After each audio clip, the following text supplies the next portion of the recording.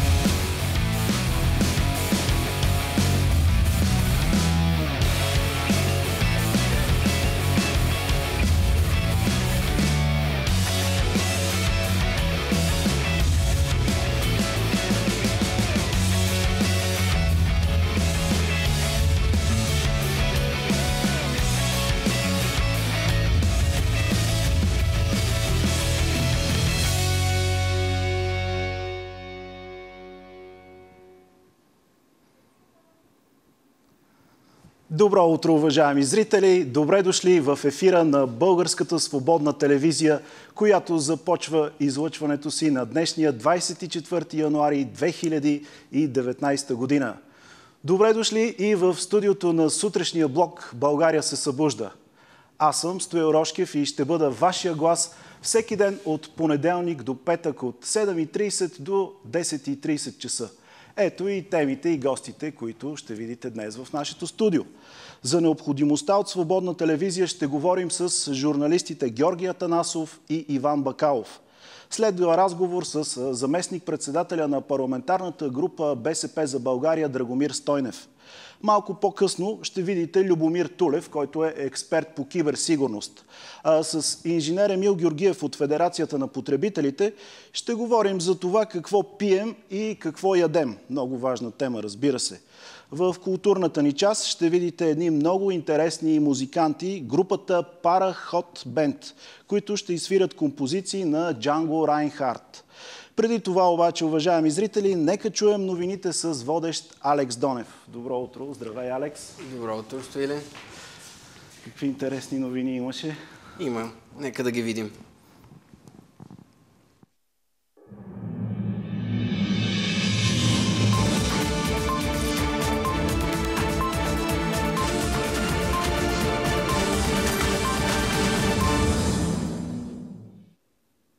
Добро утро! Това са сутрешните новини на Българска свободна телевизия. Председателят на парламента на Венецуела и лидер на нейната опозиция Хуан Гуайдо се обяви за временен президент на страната. Междувременно Белият дом съобщи, че го признава и го подкрепя за поста. В отговор официалните власти в Каракас декларираха, че ще скъсат дипломатическите си отношения с Вашингтон.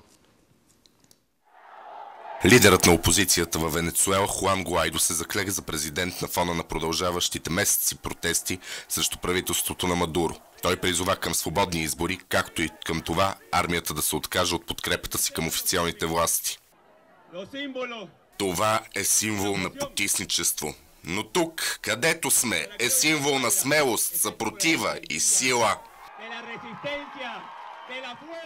Доналд Тръмп обяви, че признава Гуайдо за временно изпълняващ задълженията на държавен глава на мястото на законния президент Николас Мадуро.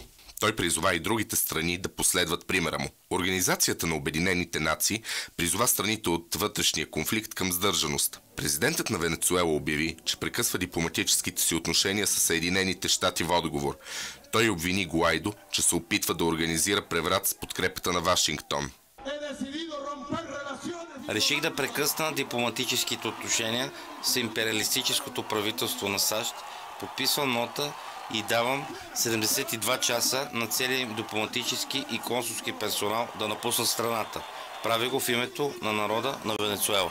Контролираното от опозицията Национално събрание на чело с Гуайдо е фактически изключено от процеса на вземане на решения във Венецуела. В понеделник Върховният съд на страната обяви събранието за неконституционен орган. Днес се очаква гръцкият парламент да гласува Преспанското споразумение. То регламентира промяна на името на бившата Югославска република на Република Северна Македония. В столицата Атина за 19 часа е планиран мащабен протест срещу приемането на договора с Скопие.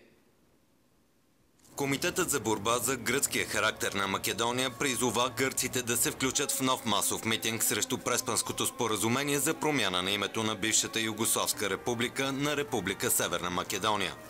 В изявление на организацията се посочва, че гръцкият парламент ще обсъди и вземе решение дали да ратифицира Преспанското споразумение против волята на по-голямата част от гръцкия народ. Комитетът призовава гърците да положат максимални усилия, за да попречат на ратификацията на позорното според него споразумение, което ще доведе до извършването на две престъпления – унижаване на демокрацията на мястото, където се е родила, и предаване на национални ценности на чужденци. Те призоваха всички, които не са съгласни с споразумението, да се съберат на площад Синтагма тази вечер. Преди вота в гръцкия парламент се проведоха оживени дискусии. Преспанското споразумение е първото превантивно стабилизиращо и мирно действие, което се случва в този регион. Това е грешка. Една от тези, които, когато се случат, трудно могат да бъдат поправени. Дойде време да се поеме отговорност. Време е за голямото да или не.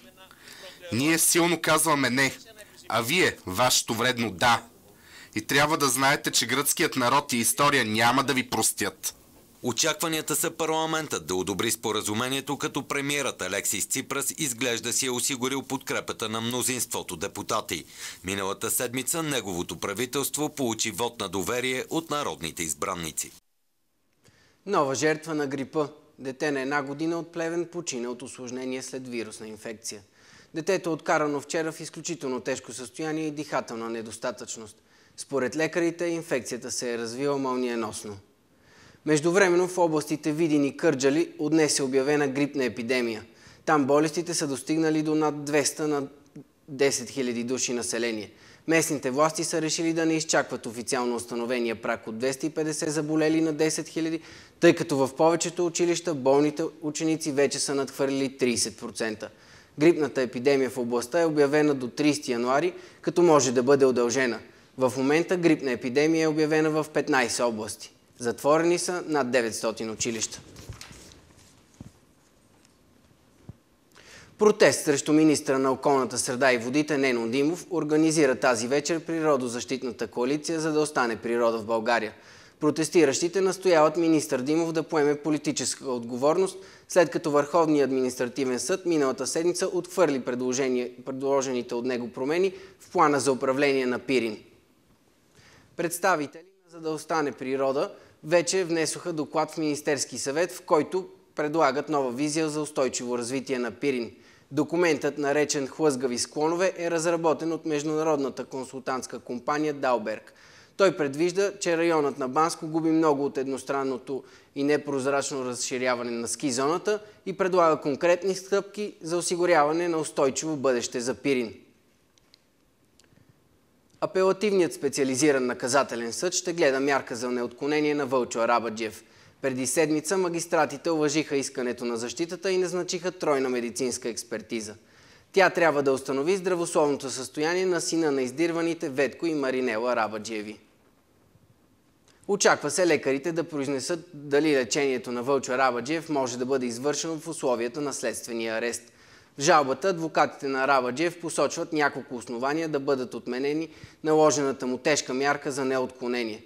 Според тях той е оставен в ареста без основание и с обвинение за престъпление, което не е извършил, а здравословното му състояние никак не се е подобрило. Днес се очаква Американския сенат да гласува 2 законопроекта в опит да сложи край на частичната парализа на федералното правителство, която продължава вече месец. Единият от законопроектите включва финансиране на стената по границата с Мексико с допълнителни 5 милиарда и 700 милиона долара по настояване на президента Доналд Тръмп. Вторият пък разширява финансирането за затворените федерални агенции до 8 февруари. Новият състав на 97-я американски конгрес е съставен от 53 републиканци и 47 демократи. За да бъде приет, всеки документ трябва да бъде одобрен с най-малко 60 гласа подкрепа. Така републиканците ще имат нужда от гласовете на 7 демократи, което според американските медии е малко вероятно. Частичната парализа на федералното правителство принуди близо 800 000 държавни служители да работят без заплащане или да вземат принудителен отпуск. Някои благотворителни организации вече започнаха да предоставят безплатна храна на засегнатите от политическите сътресения между двете големи политически сили. Капитализмът е див звяр, който трябва да бъде опитомен. Това заяви фронтменът на легендарната рок-група U2 от трибуната на Световния икономически форум. Боно каза, че капитализмът е спасил много хора от бедността, но го сравни с див звяр, който ако не бъде опитомен, ще изяде много хора. Това, според музиканта, е основната причина за надигащия се популизъм в много страни. В Давос не присъстват много от световните лидери, като президентите на Русия, САЩ и Франция, както и британския премиер. Това бяха новините до този час. Останете с прогнозата за времето и България се събужда по Българска свободна телевизия. От мен, успешен ден!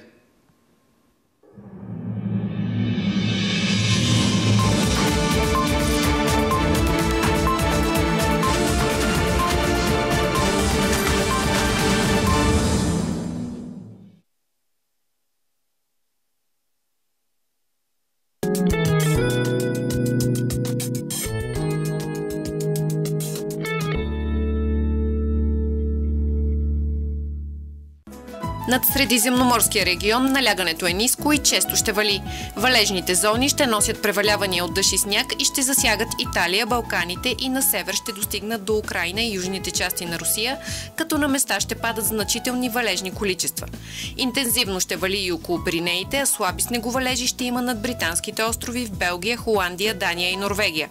На централноевропейските страни облачността ще бъде разкъсана до слънчево. През деня с прекъсвания ще превалява. Най-много валежи ще паднат в Рило-Родопската област и над крайните западни и северозападни райони. В равнинната част на страната ще вали дъжд, в северозападна България и мокър сняг, а след обед и по високите западни полета дъждът ще преминава в сняг. В петък отново ще завали. В северна и западна България дъжд и сняг, в южна и източна дъжд. По-съществени ще бъдат валежите над централните райони. В събота температурите ще се понижават и на места в южна България ще превали сняг, но преваляванията ще отслабват и постепенно ще спират. В неделя облачността ще се разкъса и временно ще намалява. В понеделник от югозапад ще се пренасят по-топли въздушни маси и ще се затопля. От запад на изток ще се заоблачава.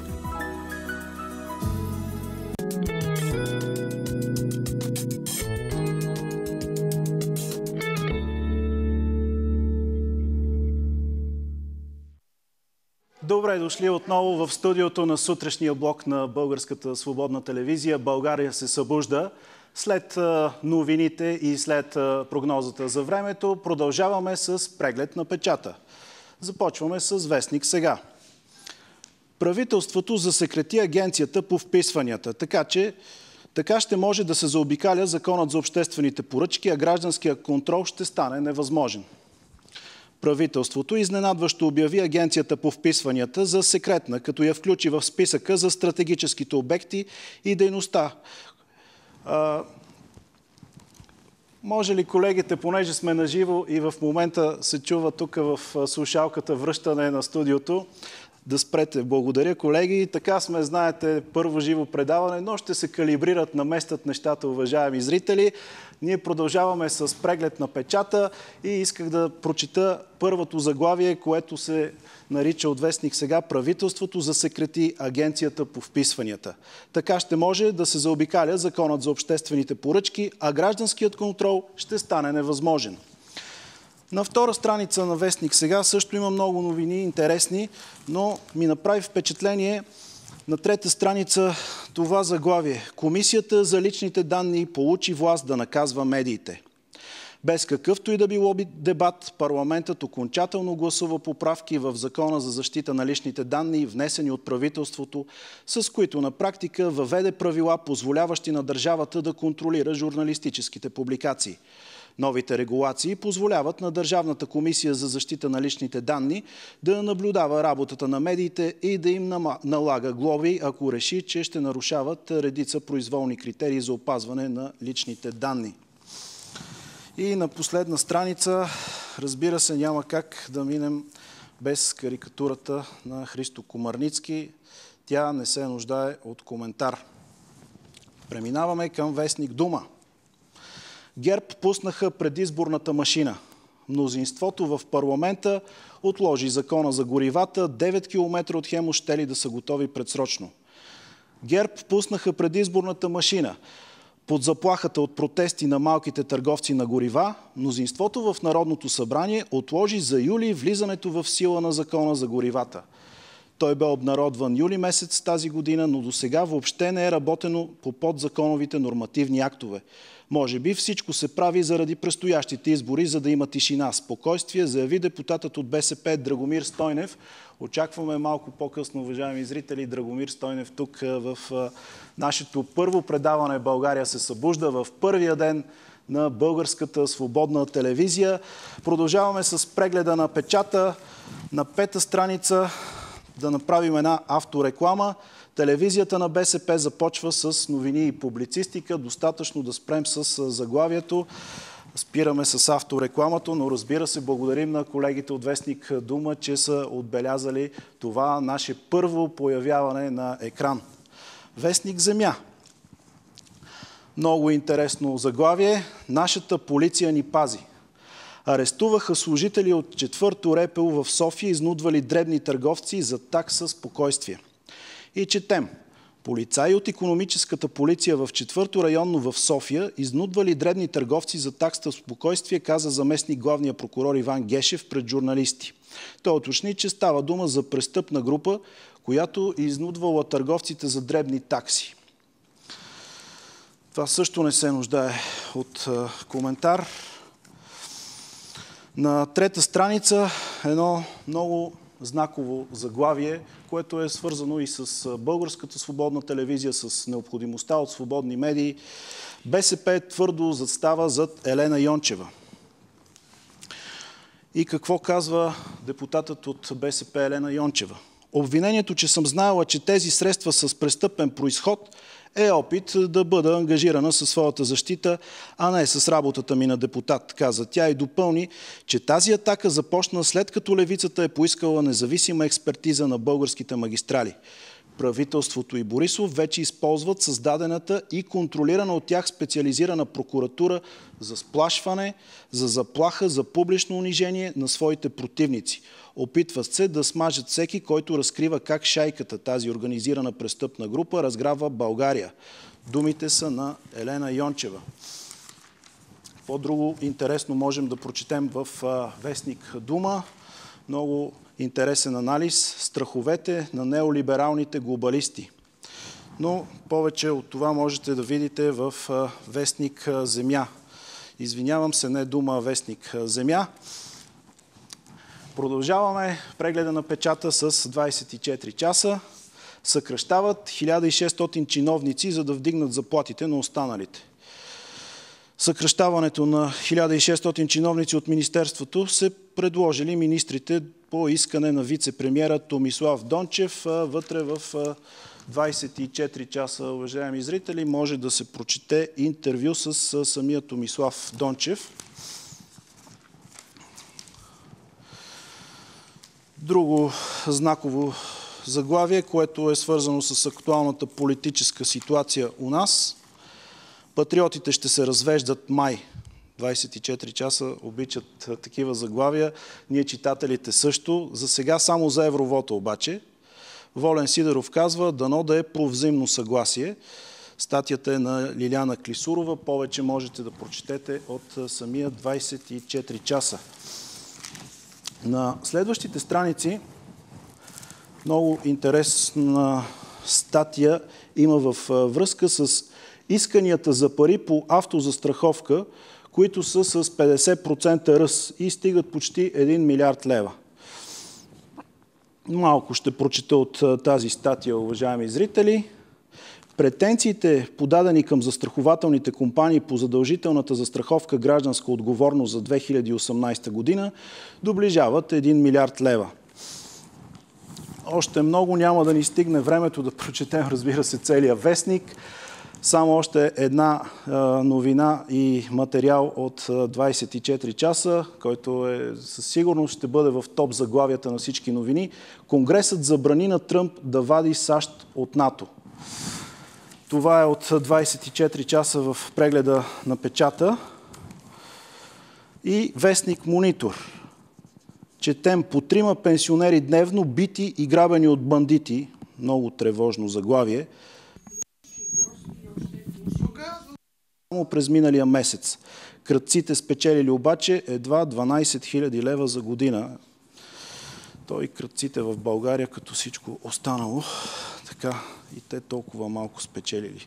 Има едни крадци, които малко повече печелят, но за тях се надявам да говорим с гостите в студиото. Ние ще бъдем безпристрастни като журналисти.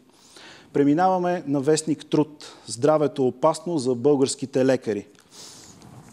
Какво още има във вестник Труд? Сутринта, като дойдох да направя прегледа на печата, съм си отбелязал една тревожна ситуация. Връщат заменките с новия закон за земята. Целият бранш против предложените от Аграрното министерство промени. Печално известните заменки ще бъдат върнати, ако се приеме новия закон за собствеността, поземлените отношения и опазването на земеделските земи.